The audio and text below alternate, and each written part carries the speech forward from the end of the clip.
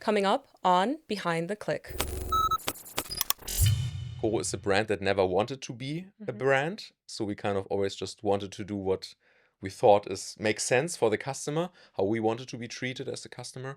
Never thought about becoming a brand. So would you say it's the product that has really differentiated you against the competition? Or would you say it's the community? Was it because you started off bulk first? Like, what is that key that you think has really enabled you to be able to fight off both sides in the process? I would say both having good products and not compromising on certain aspects of the products, which builds trust. And I think trust is one of the key items of a strong brand. Looking ahead, the next 3 to 5 years for KoRo, what do you really think is next in the pipeline for you all? Consumer food is supposed to be one of the hardest industries to scale. It has razor-thin margins, intense competition, and customers who expect low prices all the time. So, how did KoRo turn bulk nuts and spreads into a €150 million omni-channel love brand? To answer this, I'm speaking with the man behind the numbers, Dr. Daniel Kundt, KoRo's CFO.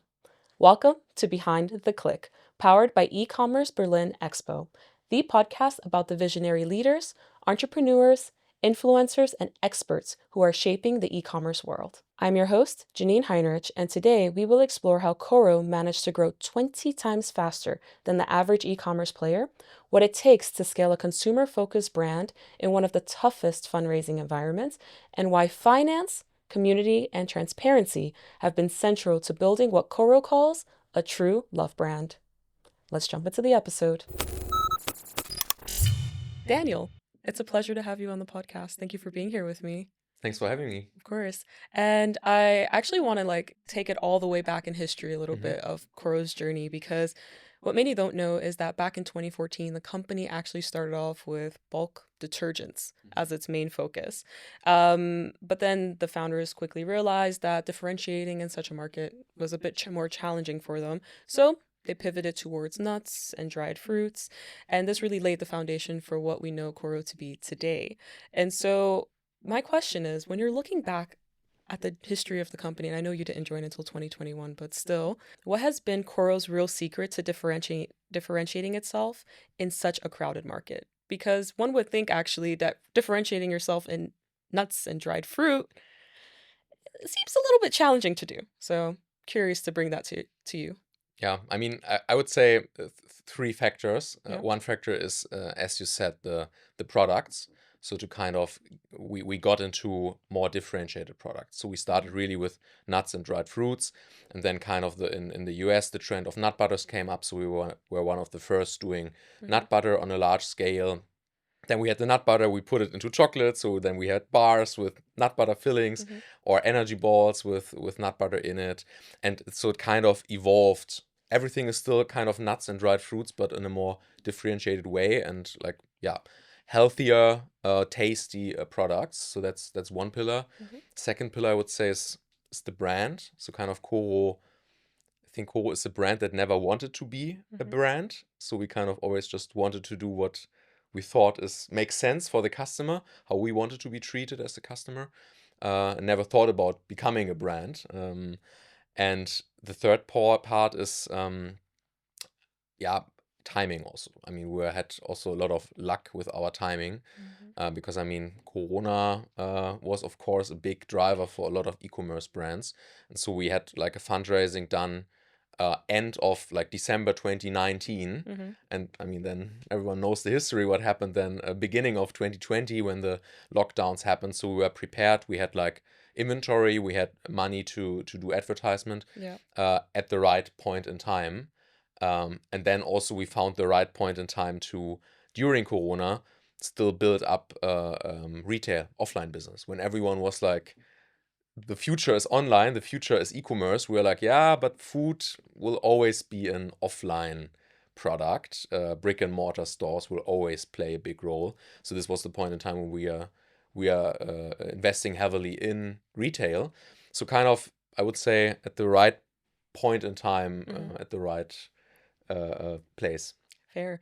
I think those 3 points are really interesting, and I kind of want to dive into each of those points one by one, because when we talk about the product, I grew up in the US. I'm used to bulk purchases. But in Germany, you walk into your average, maybe even a Reva, which is a bigger grocery store, you don't really get things in bulk. So I'm kind of curious about the product innovation aspect of the company, because how do you have the pulse to know that this is the direction to take it in? How do you convince people to buy 2 kilos of a protein pasta, for example? Yeah. Yeah, I think we thought online first when we started the company. And when you are online, you don't have like it doesn't matter if you have to kind of carry 2 kilos of pasta home or not. This is kind of inconvenient if you're in the store. Also, you need a lot of shelf space to have this whole bulk packaging. And it frankly looks a bit ugly. Like, I mean, let's be honest, our packaging with the bulk things is not really pretty. So this would also not catch eye in the supermarket. So this concept wouldn't work offline first, but we were a D2C online company back then. So we kind of thought about, I mean, the founders did think about what can we do different because we are an online shop, because we are e-commerce, and it's like packaging, so it can be ugly because you can have nice pictures online. It can be bulk because, I mean, the delivery guy is carrying it for you. You don't have to carry it. Fair. So it doesn't really matter. And the like economic commercial part behind it is you also need average order value, a basket value that makes sense for the whole paying DHL, the warehousing stuff to make sense. So we need we have around 70 euros average order value. And this is also necessary to make it work. And you can't get it with small sizes. So it has also some economical background. Yeah. But I mean, to your question around innovation, this was kind of the bulk packaging is more kind of our commoditized business. So like strawberries or banana chips or cashews, they're not super differentiated. I mean, we want to have a certain quality, but it's not a special quality that you can't get anywhere else. But over the years, we also developed into the more differentiated products, our own, like protein bars, for example, where we are now number 2 in the German market, actually, in protein bars. Impressive. So this is then also not bulk anymore, right? This is then kind of the standard sizes. And the business, you could also tell, is kind of split between online and offline by product. So online, we have the bulk that is working better, and in the retail shelves, it's then this normal size products that kind of work better. Yeah, I find that kind of fascinating because in the retail shops, it's really kind of like these impulse grab and go items. But then online, you've got these bulk items, which is kind of contradictory in a way, but also makes a lot of sense given the purchase situations in both scenarios. But I'm really curious to kind of dig into the product innovation aspect of it, because it's the food commerce space is full of products. And so I can definitely understand the nut butters perspective, but how do you have the pulse on what makes sense to bring to the market next? And what is the innovation behind those products? That's where I'm trying to understand a bit more in detail. Yeah. So it's kind of, I would say, 2 things, the idea and then the execution. Okay. On the idea part, it's twofold. So one is, I mean, we use a lot of data. So we have a whole team looking into innovation and into like social media trends and also our own data, because I mean we also learn a lot about our customers. We learn about what they like, what the preferences are. So we kind of draw conclusions based on this data. And we can also look at the US, right? The US is usually also ahead of Europe in terms of innovation. So when you go to like fairs there and just look at what is there. So basically on the fairs in the US, you have 90% that is not making it, but the 10% that we will have here in Berlin in 5 years is all there already, kind of. So you can also look at what is happening in the US. So this is where the ideas come from. And the execution part is where we are just really focused on delivering the best we can get. So, for example, when we started developing the protein bars, when we thought, okay, we want to play in protein bars because it makes sense and we can have an edge with our nut butters because it makes it more natural, more healthy also. So we wanted to play in protein bars, and what the team then did is like buy every protein bar that you can get on the market and kind of find out, okay, what is the best basis, the protein mass? What is the best protein mass we can find on the market? And then kind of find out now, once we identified it, who is producing it, and then getting in contact with those, because you have in this particular example, you have like the best before date printing is it's kind of, if you know, you can tell, okay, this is that producer, and so it's kind of detective work a little bit to find the Okay. best producer then for this particular item, and then to work with them on, hey, we have the nut butter, you have the protein mass, we want to have this chocolate, what can we do together around this? And this kind of wanting to do the best is our approach there, and this is what we, I think, have delivered so far. Yeah. Plus, it's also one part of it, because we had a strong, or still have a strong online shop, we can also just try out a lot. So, I mean, not all our products are successes, Yeah. but we can try them out. People give us feedback directly, and then we can just swap products and or rework products. I mean, we're also reworking. We're launching a product, then we get the feedback, it's a little bit too dry, or Yeah. the pistachio taste is not strong enough, etc. We take this feedback, we reformulate, and bring hopefully better versions out of on the market. So, yeah, it's a kind of cooperation with the community, so to say. Honestly, it sounds like a lot of fun. It sounds so Yeah. fun and so hands-on. Yeah. And I actually want to dive into this testing it on your online shop, because one would think, okay, if you just put something out there and people don't like it, doesn't that impact your brand? Aren't you concerned with how people will react? And also, how do you go about trying a product? Are you putting it up there for sale, having people buy a few, and then seeing how they react? Are you giving them out for free in the shipping packages? What does that trying out process look like? Yeah. So, I mean, the first part you mentioned is super important. So we wouldn't try out a product we don't believe in that it's good. So, and what I mean is, if we launch a new bar, for example, we are not sure if the market will want this product. So, I don't know, if we would say, okay, now mango matcha is a trend, so we want to bring out a mango matcha bar.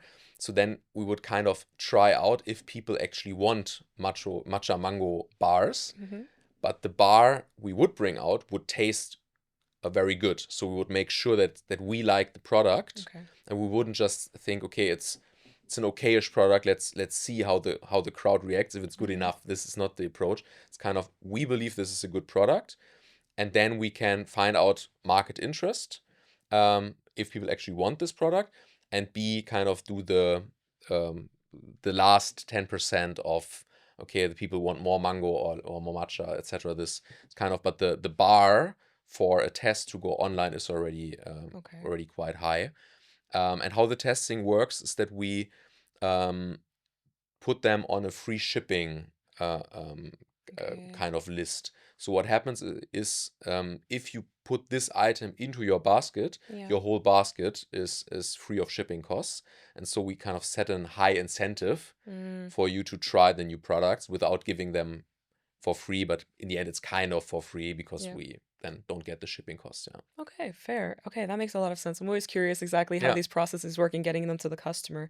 And this is the thing, though, because you guys, once again, are not only competing with large FMCG companies, giants that have been established for a while, you're also in the beginning, you were competing with other early stage companies, and it still are, and it's, to an extent, though you're quite far, competing with them to make sure that you hold your place within the market. So would you say it's the product that has really differentiated you against the competition, or would you say it's the community? Was it because you started off bulk first? Like, what is that key that you think has really enabled you to be able to fight off both sides in the process? Yeah, we also have these discussions around brand and product, and it's kind of, it feels like a chicken and egg discussion. So what was there first? Because it's super connected in the end. The brand is strong because we have good products, and in the end we can also develop good products because we have the community that supports us, and also gives us the opportunity to try out. So in the end, it's I would say both having good products and not compromising on certain aspects of the products, which builds trust. And I think trust is one of the key items of a strong brand. But then also this, our approach to brand building, as I said at the beginning, never wanting to be a brand. So we never really worked on, hey, we need fancy packaging, or the brand needs like the five, I don't know, now we get into a phase where people introduce and tell us, okay, you need this kind of brand framework, and you need to define and come Yeah. with, like, I don't know, Unilever models and BCG models, And you're etc. like, So you need we don't do that. to define those 8 different Yeah. factors of a brand, and this is kind of, no, we just do what we think is Yeah. right and how we want to be treated as a customer. Yeah. And had the feeling back then that the big food companies or the big Yeah. consumer companies are not doing that, and this is kind of our approach, and I think it fits the current zeitgeist very, very well. Yeah. And I'm kind of curious to actually, first, were you part of that process of when the company had gone from being very product first to realizing actually we do need to build a brand? Were you already part of KoRo at that time? Yeah, Yeah. this was the time kind of, when I joined. This discussion was already like Yeah. starting and beginning. It was also, to be honest, a little bit driven by fundraising processes Okay. back then, because back then and we needed money because Yeah. we were also losing a lot of money back then. Yeah. And a lot of investors also told us, guys, this is not how you cannot, this cannot be a brand. Yeah, you're not doing it right because you're not doing the classic brand approach. And everyone was telling us, okay, this is not a brand, and you need to change something. And we did not do what the investors wanted us to do, but this kind of triggered a process around, okay, we don't want to be a brand, but maybe we are already on the On your way, way. on the path to becoming a brand, but a brand kind of a newer age brand. So like Yeah. kind of how brands probably will be like in the future, and not how they used to be in the past, if it makes. Yeah. Question though, okay, because I'm kind of trying to understand that. How do you, investors are basically telling you you're not doing this correctly, you should be more of a brand. You guys are like, no, thank you. But you still managed to raise. So how do you manage to still raise when the question of your branding is coming up and they're questioning whether or not you're doing it correctly? I mean, I'm sure that's one aspect of the entire fundraising process, but since we're on the branding topic. Yeah, I mean, you can, it's a twofold answer. I think Yeah. one answer is, you can still manage with valuation. So I mean, then we just got lower valuation on the company when raising, as compared to other like shiny brands. I mean, when we first raised big amounts of money in end of 21, beginning of 22, it was still like the hype phase of startups and D2C, and every D2C was like valued 5, 6, 7 times revenue. So we were not participating from this high valuation hype back then. And the other answer is, I think also investors thought, okay, we will manage this. So we will kind of bring the guys to a right path. And I would say from nowadays perspective, everyone is also happy with the path we took, that kind of we stand true to what we believed, how a brand or a company should behave, but found our own answer to, are we a brand? And now I wouldn't say we are an online shop. Now I would also say we are a brand. Definitely. Just a different type of brand. Yeah, of course. This is also the thing that I kind of find quite interesting, because branding is not necessarily something that you can quantify very easily into value. And so I'm kind of thinking from like a financial perspective, that's your wheelhouse. When you're looking at the business and the company and you guys are deciding, okay, we're going to move from this niche bulk product to now expanding our product range, but now also going omni-channel, which is already operationally intense, and you're building a brand. How do you ensure that you're getting the return on investment, or that putting the resources into building a brand is actually going to bring value back long term? I mean, I would say it works well with our approach of not actually wanting to build a brand, in the sense of that in Germany we have not started with huge TV campaigns or with super big expensive celebrities, which are in the end the costs for brand building, but we were always very operationally focused. So when we did marketing, it was always around making sure that we can also get the return on the marketing. So also when we work with influencer marketing spend was for us always a performance channel. So we're always tracking the performance of an influencer or a content creator. So it was never just hey, let's do brand building, and this is the brand budget, and the brand budget can do whatever it wants because it has not no goals, no revenue goals. We never had this. So it was always very performance driven, and thereby making sure that this will not burn any money. And it kind of, again, works, I think, towards our understanding of brand, which is more doing the right thing. And then it's not so much about brand investments. It's more around maybe not saving money on some fronts, right? I mean, we could also buy things much cheaper than we do today, compromise on quality, those kind of things. Those are, I would say, the investments that we take into the brand, and not so much the shiny marketing, which we are now also doing, because we also want to go to mass market, but this was not how we built this up. Okay, so it sounds a bit like more of a grassroots focus initially. It's kind of like, okay, making sure that you work with the right influencer or engage with the communities that you're trying to address. Is that what you were kind of doing at an operational level? Yeah, exactly. It's a good example how we worked with content creators. We never gave them a briefing in terms of, hey, this you should promote this product, or please say this and this and this about KoRo. It was more selecting the right people and then trusting them that they know how to approach their own community and how they want to talk about KoRo.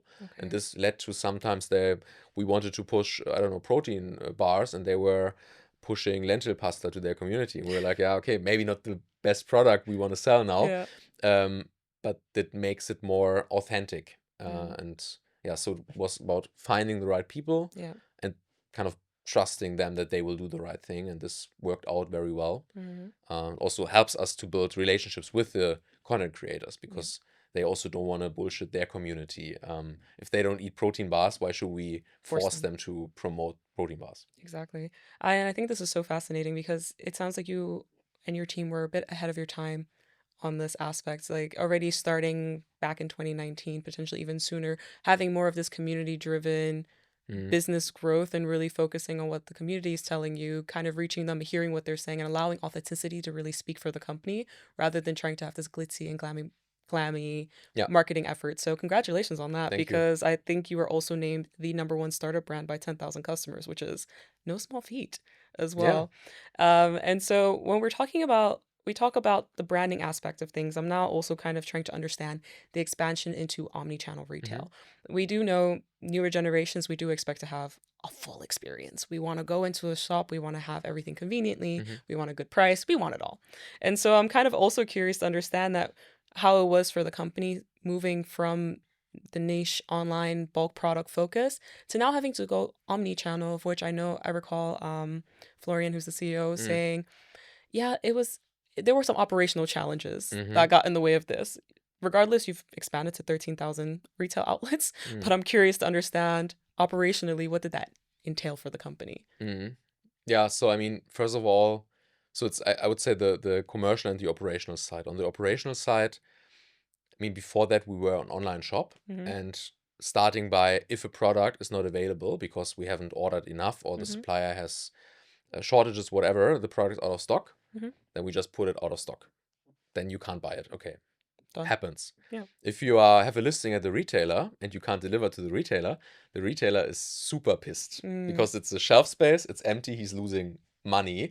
So that's the starting point. We are not used to having like super resilient supply chains, enough like stock to really make sure we can cover. So this was the starting point. We were not able to deliver. We had the first listing back then at Rewe, and we just could not deliver it. But why? Like, what happened that it just didn't happen? It was just we just didn't have the stock. I mean, it's one thing that you order something and ask the supplier, please send it by XYZ date, exactly, and then he says, I don't have the stock, sorry, for whatever reasons. I mean, we're having a lot of raw materials, like natural things. So if the crop is not, I mean, now raspberry crop, for example, in Eastern Europe is very bad this year. So we will now have huge trouble to have enough raspberries. So those kind of things happen. And they happened also back then. And then we couldn't deliver Rewe, and Rewe was, of course, not very happy about it. And we lost the listing immediately.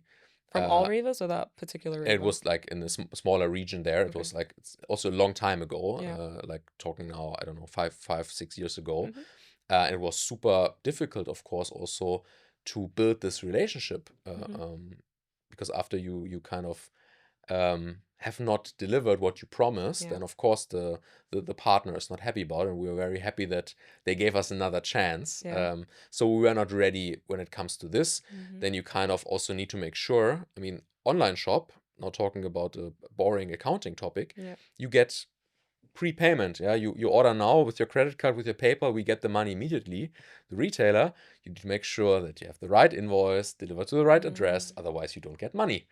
Yeah, so we also did a lot of mistakes there, and we're not receiving money from the retailers because our invoice was not correct. So this kind of smaller things that we didn't think about before, because so many things are not automated from day one. Online shop is very automated. This is was a very manual process when we started it. So this is the operational side where we kind of just missed a lot of things. Had a wrong start, and then luckily people did give us a second look. That's sweet. And now we professionalized, obviously, on this front. And maybe before we jump into the commercial side, because you said there's commercial and operational, I'm actually kind of curious, how does a company come back from this, especially a startup? I mean, you weren't so early stage at that point. You guys were well into it, but I'm thinking it sounds like burning these bridges can sometimes feel like unforgivable. How does a company rebuild from there? So what was it like for you all to regain the trust of a company like Areva, and any advice there for an early stage company that's probably making some of these operational mistakes in the beginning? So I would say two things. First of all, my impression is that the retailers are now do forgive more nowadays. So they kind of also want to get more startups and young companies into their shelves. So I think they learned also that this is kind of the price also, that they need to be more flexible there. And the second part is prove it with other parties. So we then went with some other party and proved that this actually works, and then we could go back to, hey, we learned our lesson, look, we are doing this now for half a year with the other partner, it's working well, please give us another chance. So that makes sense. That's the just got to keep going, basically. Yeah, exactly. Just keep going. Yeah. Fair. And so now bringing it to the second point that you had said, it was commercial. Yeah. So what about the commercial aspect of it? So the commercial aspect is we're not. So two things. On the online shop, it's a direct relationship with the customer. So it's kind of you're making a deal with the customer, and you don't have any intermediary in. And with the retailers, you have a buyer that is kind of the gatekeeper that needs to negotiate the prices in the end, and also decides, of course, what gets into the shelf and what not. And so we were making the mistake that we kind of had we're all young, unexperienced people, and then if you have like a bunch of early 20 people trying to sell on the one side, and people who have 30 years of buying experience on the other side, it's kind of a little bit of information asymmetry. Exactly.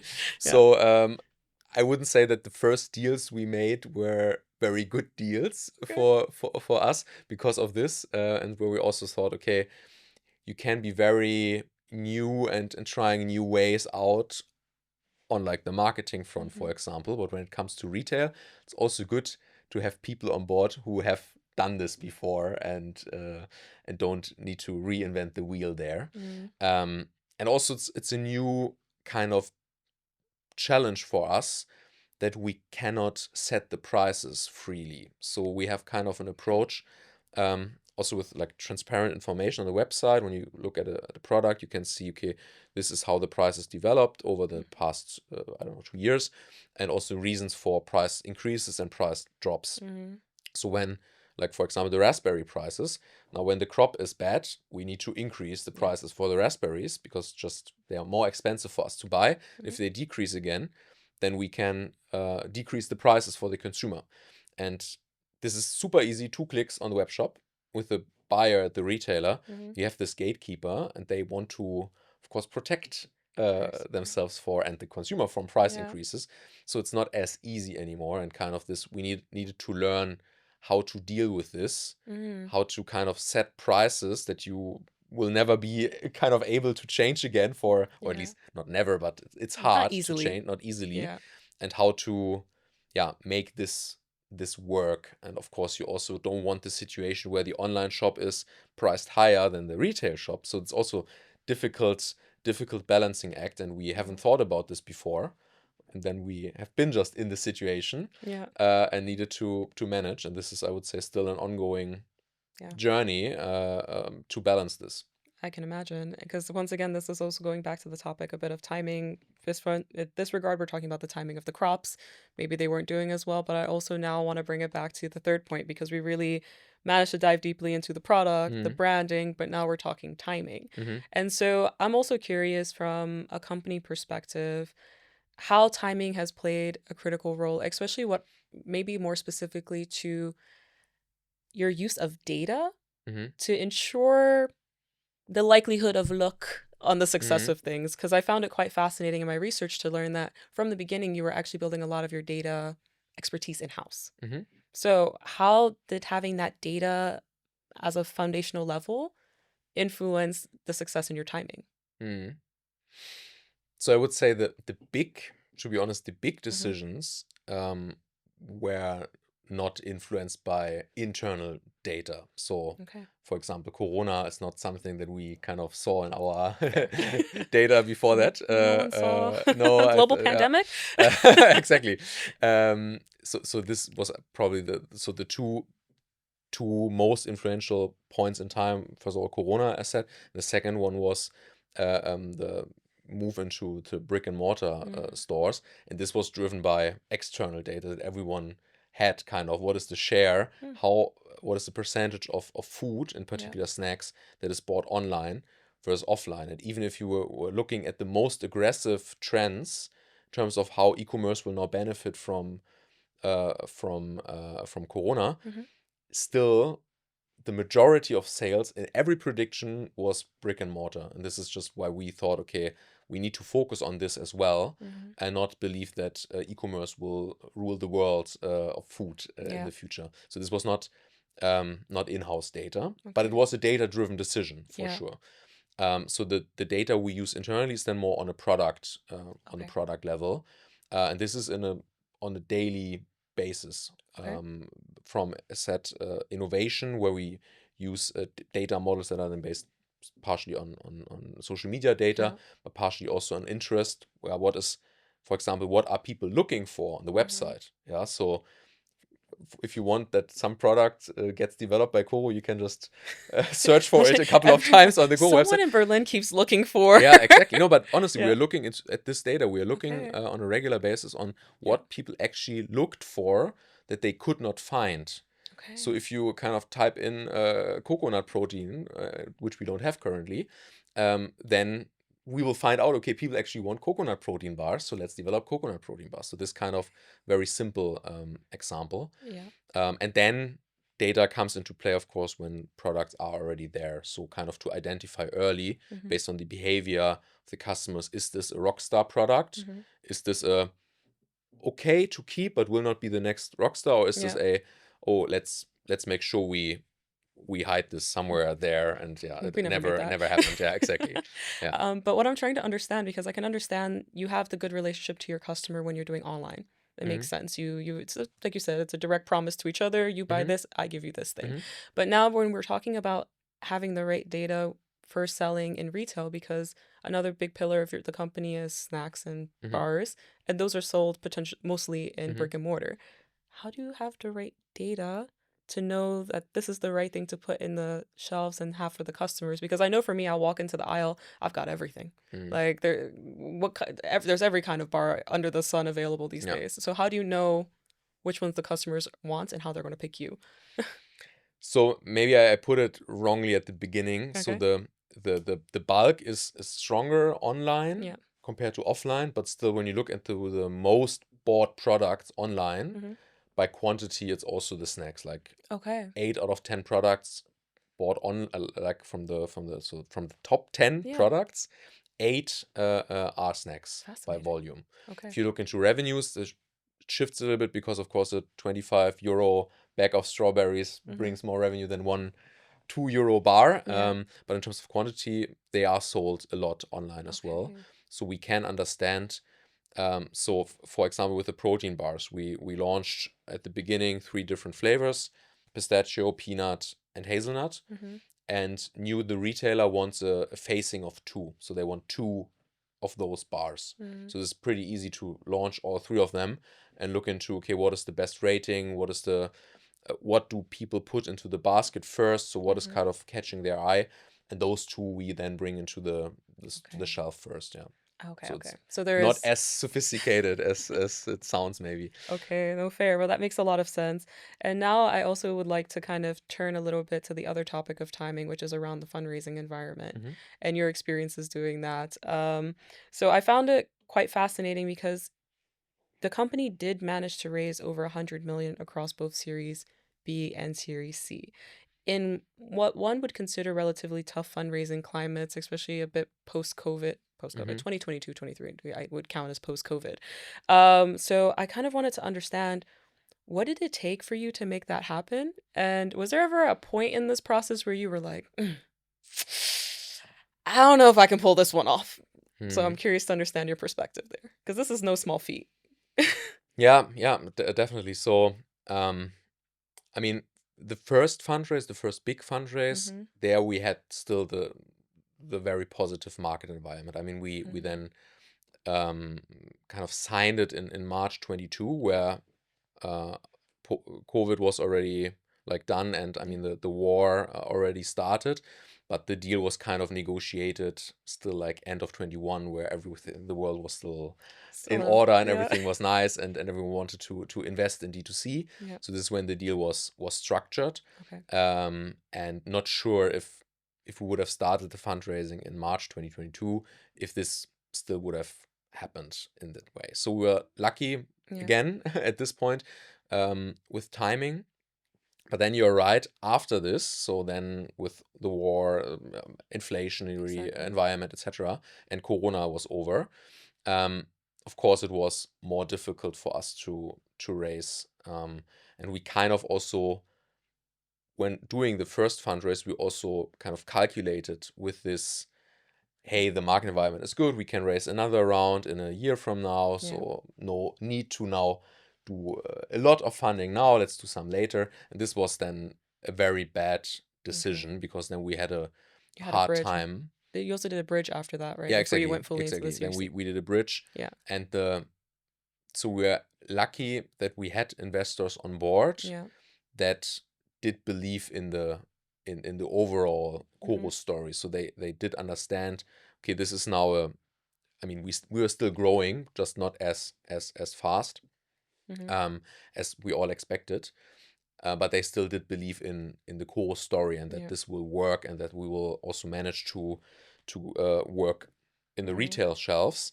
And so they supported us. And this is then in those times very important that the existing investors Yeah. are still there and say, okay, no, we will also continue to invest.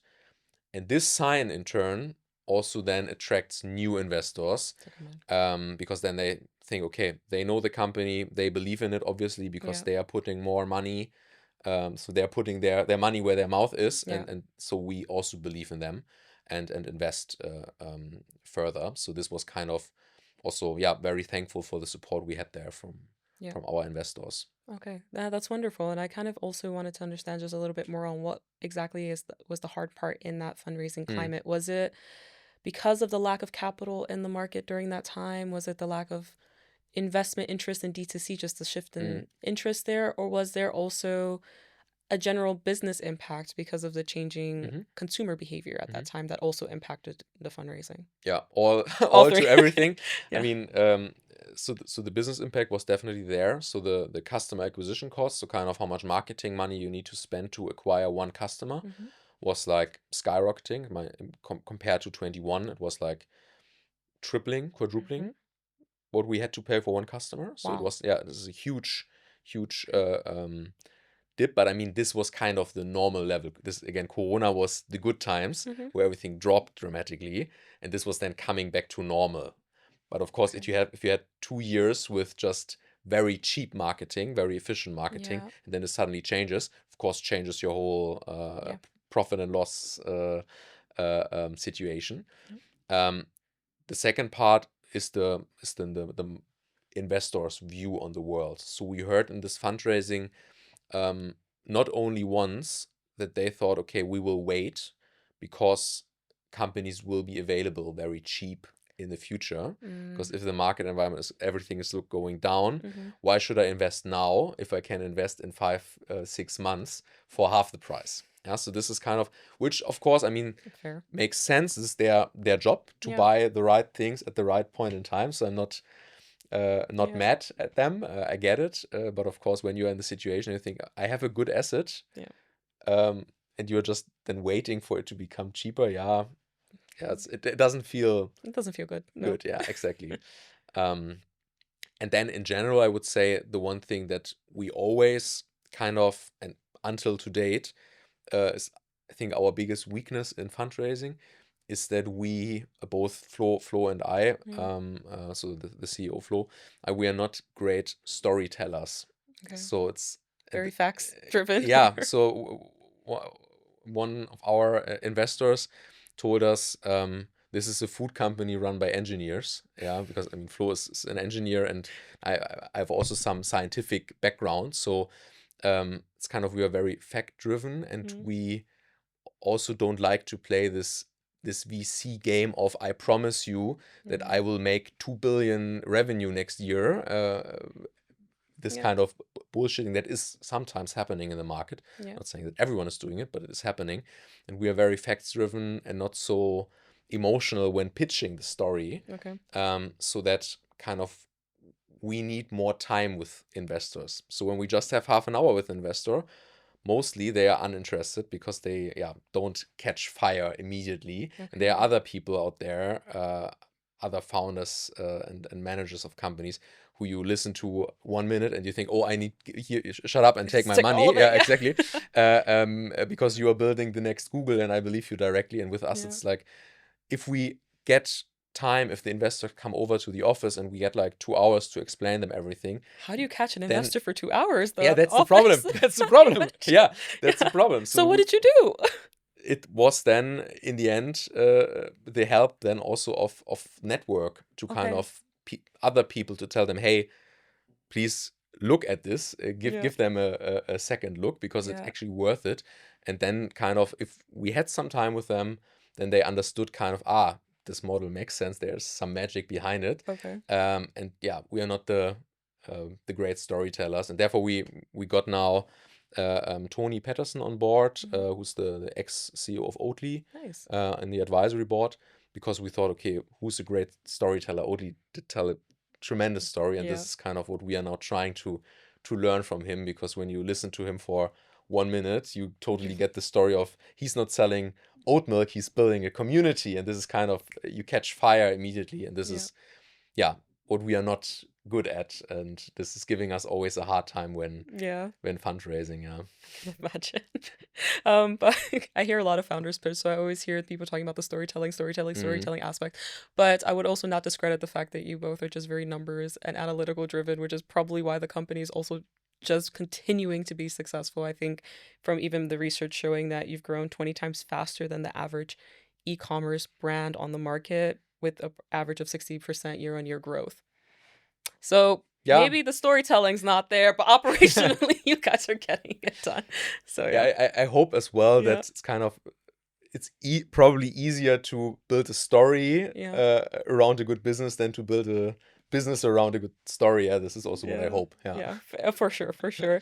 And now I'm kind of also curious about your experience during that time, because what I found fascinating when I was looking at the research is you joined in 2021 as the head of finance, but during the time you were also doing your doctorate degree as well through all of these things. So I'm like, how do you get your PhD, become a doctor, go through all of these fundraising rounds, companies doing quite well in the process as well, and keep your sanity What's your secret? Yeah, coffee.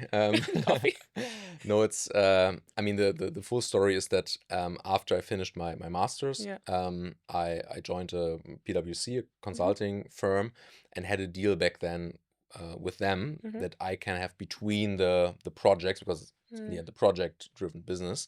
Between the projects, I have some time to work on my PhD, because I had the feeling when writing my master thesis, I want to work, but I also like this scientific work to Yeah. just focus for a long time on just one particular thing and just get to know everything out of it. And also always did a lot of empirical things, so statistics. I love Mm. statistics. Yeah. So this was just fun, and it was more a fun project that I wanted to do. And so I was happy that PwC allowed me to Mm. do this, so that I had dedicated time before KoRo to prepare a Okay. good chunk, so all the research was done. Okay. And then I switched internally at PwC and couldn't do this, then was an internal role, chief Yeah. of staff role, and couldn't work on the PhD then. Mm. I kind of then paused for I think 2 years, and Okay. then I was at KoRo already, and my doctor father called me and told me, are you finishing it now or not? Yeah. Yeah. And I just took 2 weeks of vacation and just finished Hammered it it out. hammered it out. Wow. And I was very lucky that my girlfriend was also supporting that, and Yeah. was not mad at me that we spent basically the whole Italy vacation. I had my Aperol in Yeah. one hand and the notebook on the other hand. Wild. Okay. And then but it was just finishing it. It was not doing it the same Okay. time. This I wouldn't say is possible. Okay. I was gonna, because as I was looking at the time overlaps, I Yeah. was like, in what world do you sleep? Yeah. No, Yeah. I mean, I wouldn't recommend doing this in Yeah. parallel. No. No, definitely. But I find this all really fascinating, and also with the fundraising journey and everything that you've brought up in this process. And so now, to rounding out the conversation, I'm kind of curious to understand, looking ahead, Mhm. the next 3 to 5 years for KoRo, what do you really think is next in the pipeline for you all?